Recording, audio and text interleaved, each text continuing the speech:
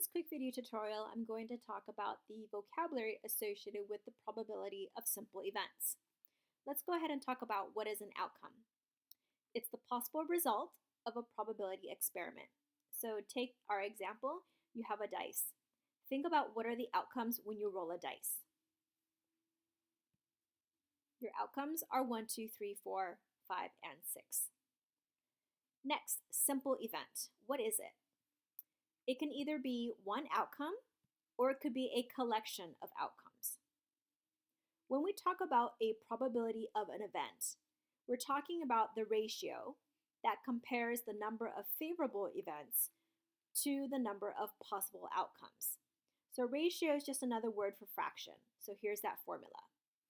So let's look at our next example. You have a dice, and we want to know what is the probability of rolling the dice and getting a 2 as your outcome. Think about what is the number of favorable outcomes, what is it that we want to achieve, and how many possible outcomes do we have possible.